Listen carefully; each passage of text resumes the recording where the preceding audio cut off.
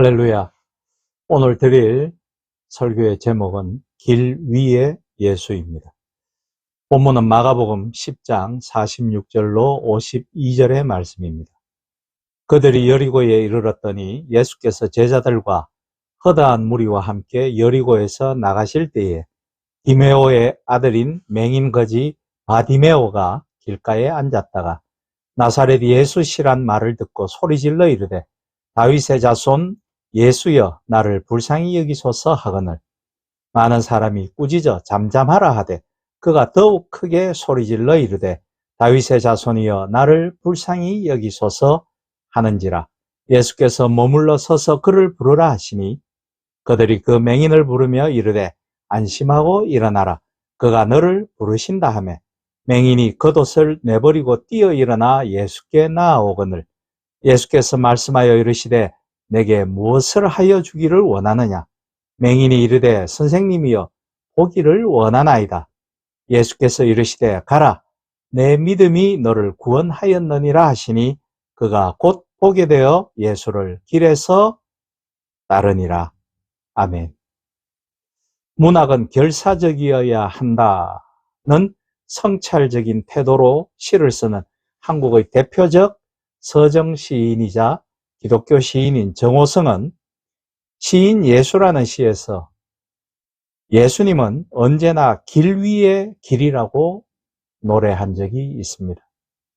아마도 시인의 이 표현은 예수는 세상 모든 길 위에서 뛰어난 오직 한 길이라는 의미라고 생각합니다.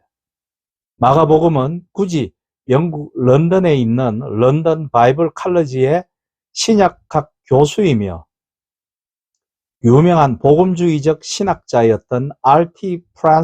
프란스의 해석을 들먹이지 않더라도 3막으로 구성된 드라마라고 볼 수 있을 것입니다. 제1막은 갈릴리이며 제2막의 무대는 갈릴리에서 예루살렘으로 가는 길이고 제3막은 예루살렘입니다. 예루살렘으로 가는 길은 말할 필요도 없이 예수 그리스도께서 걸어가신 십자가의 길을 일컫습니다. 그 길 위에 예수님을 따르는 것이 바로 제자도입니다. 그 길 위에서 예수님은 야고보와 요한에게 그리고 맹인 바디메오에게 똑같은 질문을 36절과 51절에서 하십니다.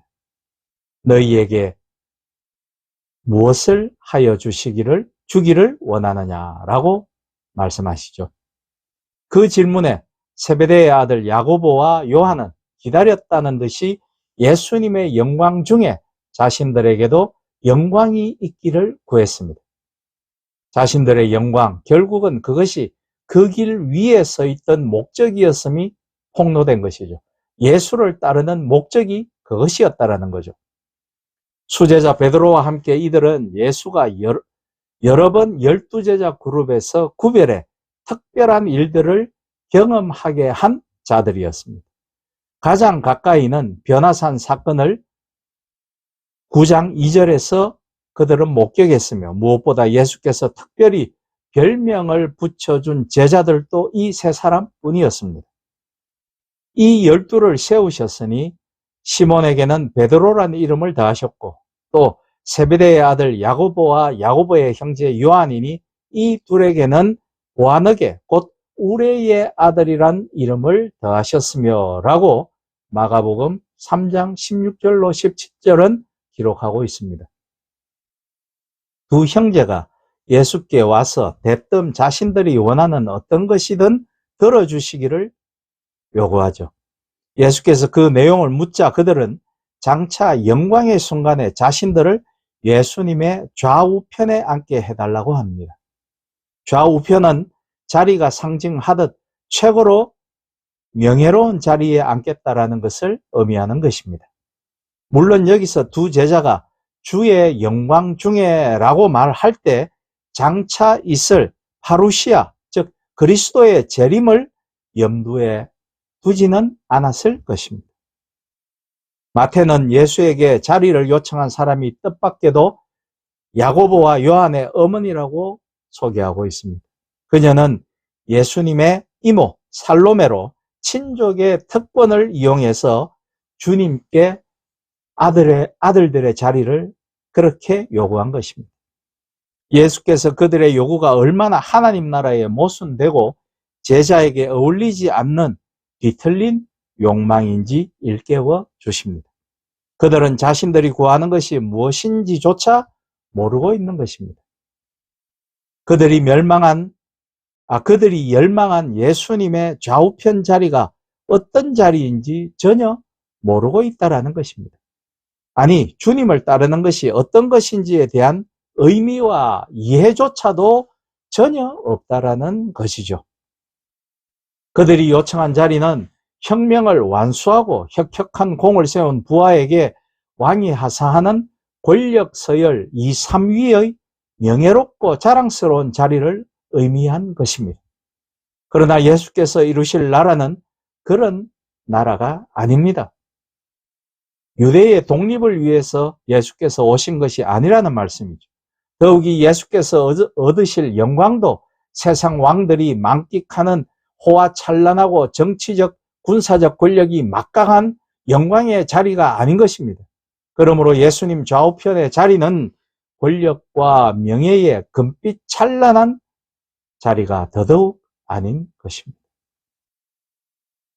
예수님은 야고보와 요한에게 자신이 마실 잔과 세례를 받을 수 있겠느냐고 물으십니다.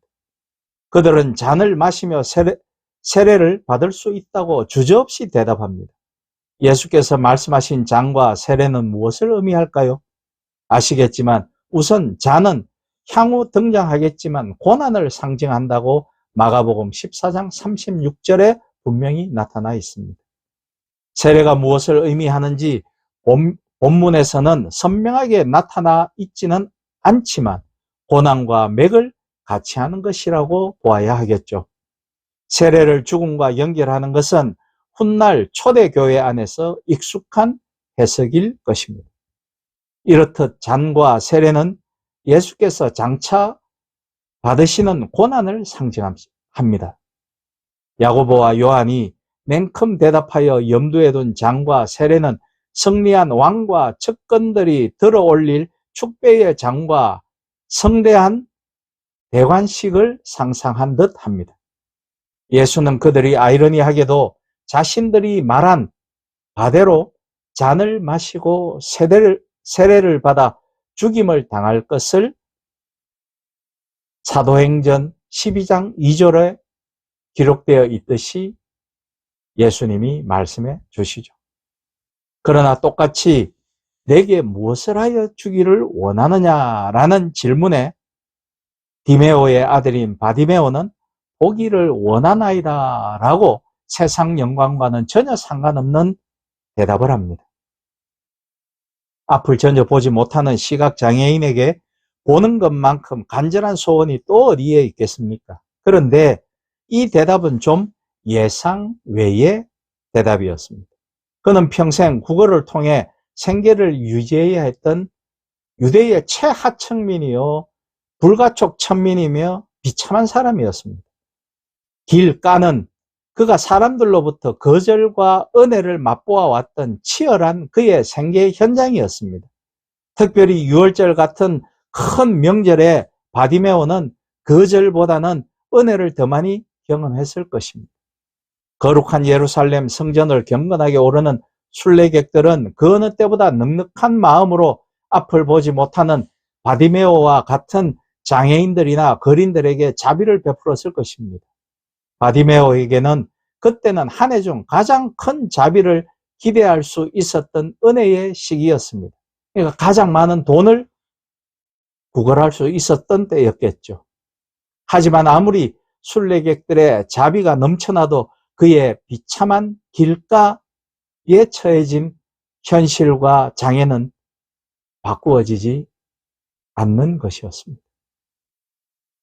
그런데 바로 그 길을 예수께서 지나가십니다. 누군가 무심코 외친 한 문장이 그의 귓전에 울려 퍼졌습니다. 나사렛 예수다. 이 외침이 과연 바디메오에게 어떤 의미였을까요? 마가의 서사에서 지금 예수님은 여리고에 처음 오시는 길이었습니다. 하지만 예수님에 대한 소문이 자주 걷잡을 수 없이 퍼진 사실들을 고려한다면 그는 사람들이 예수님에 대해 말하는 소문을 익히 전해 들었을 것입니다.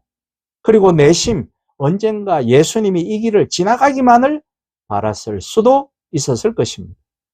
그렇게 마음속에 담아둔 유일한 희망의 이름 나사렛 예수가 지척에 계시다라는 외침을 그는 놓칠 수 없었을 것입니다. 그래서 그는 주저하지 않고 있는 힘껏 앉은 자리에서 소리를 지릅니다. 다윗의 자손 예수여, 나를 불쌍히 여기소서. 놀랍게도 그는 나사렛 예수를 다윗의 아들 예수로 고백합니다. 나사렛 예수에 대한 비범한 소문이 그를 다윗의 자손, 다윗의 아들, 자비를 베풀어 이스라엘을 회복할 때 회복할 메시아로 이해하게 만든 것입니다. 그렇습니다. 지금 예수님은 다윗의 자손으로 예루살렘 길을 오르고 계십니다. 비록 맹인이지만 바디메오는 아무도 볼 수 없고 아무도 이해하지 못했던, 아니 12 제자들조차도 생각하지 못했던 예수님의 진정한 정체성을 마음의 눈으로 본 것입니다. 지금 그에게 가장 필요한 것은 그토록 열망해온 다윗의 자손인 예수님의 자비인 것입니다. 그리고 마침내 그의 간절한 외침이 예수님의 발걸음을 멈춰 세웠습니다.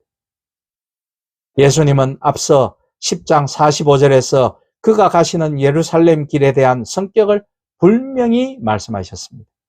인자가 가는 길은 높은 자리로 가는 길이 아니라 가장 낮은 자를 섬기는 종의 길로 가는 것이라고 말씀합니다. 여전히 제자들을 포함해 무리들에게 예수님은 가장 높은 자리로 오르시는 영광스러운 다윗의 자손으로만 보였던 것입니다. 예수가 가시던 발걸음을 멈추셨습니다. 그리고 사람들을 시켜 바디메오를 자기 앞으로 불러오라 하십니다. 잠잠하라고 바디메오를 꾸짖었던 사람들이 그를 예수님 앞으로 데리고 옵니다.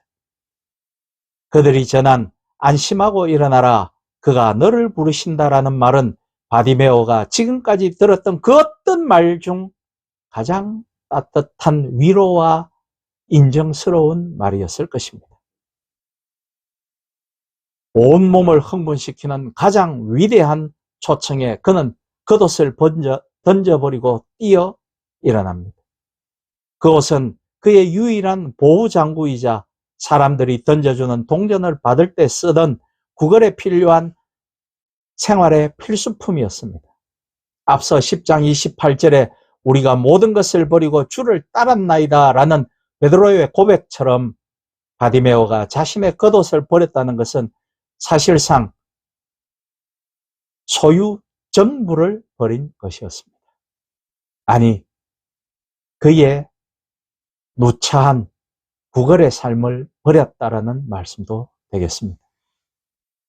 앉아있던 그가 훌쩍 뛰어 일어나 사람들과 함께 예수께서 있던 곳으로 갑니다. 앞서 10장 21절에 한 부자가 재물을 팔아 가난한 자들에게 주지 못하고 결국 예수님의 초청을 거부하며 떠난 것과 대조되는 장면입니다. 바디메오의 소원을 들으신 예수님은 내 믿음이 너를 구원하였느니라 하십니다. 육체의 눈만이 아니라 영혼의 눈을 뜨게 해주시겠다라는 말씀입니다. 그래서 볼 수 있게 된 바디메오는 52절에 기록된 것처럼 예수님을 길에서부터 따르게 되었습니다. 같은 길 위에서 야고보와 요한 그리고 바디메오의 차이점은 무엇이었습니까?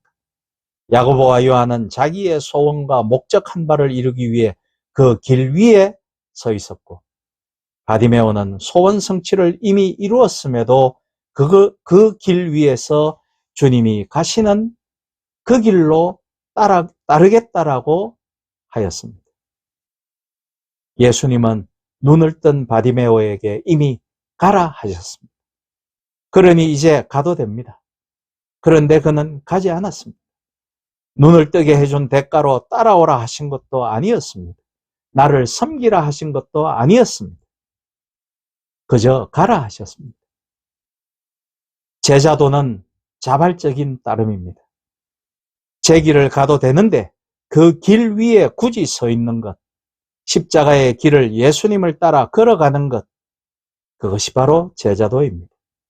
그런데 문제는 자신이 온전히 하나님의 영광만을 위해서 그 길 위에 서 있는 사람이 있을까요?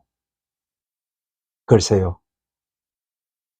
적어도 전 아님을 고백해야 하겠습니다. 기독교 교육학자와 경제학의 학위를 가지고 학문을 가르치는 교수로 존경과 자랑으로 제가 살았을 때도, 목사가 되어 목회를 하고 강대상에 나아가 설교하고 있을 때도 솔직히 하나님의 영광도 많이 구하였지만, 간절히 구하였지만 뿐만 아니라 저의 영광도 함께 구한 적이 많았다고 고백합니다. 바라기는 저처럼 어리석고 청맹관이 같은 자들의 눈도 주님의 은혜로 뜨게 되기를 소망합니다. 그래서 예수께서 걸어가신 그 길을 보게 하시고 그 길 위에 서 있게 하시고 가시는 길에 동참시켜 주셔서 하나님 나라에 이르기를 기원합니다. 소원을 성취하여 눈을 떠 주님께서 내 길을 가라 하셨는데도 굳이 그 길 위에 서서 맹인이었을 때보다 사실 더 힘들고 어려운 십자가에 주님을 따르는 바디메오, 그것은 그가 진짜 영혼의 눈을 뜬 사람이었기 때문입니다. 여러분과 저에게도 이 봄에 피어나는 노란 꽃잎처럼 그 영혼의 눈이 활짝 뜨여지기를 우리 주 예수 그리스도의 이름으로 축복하며 부탁드립니다. 아멘.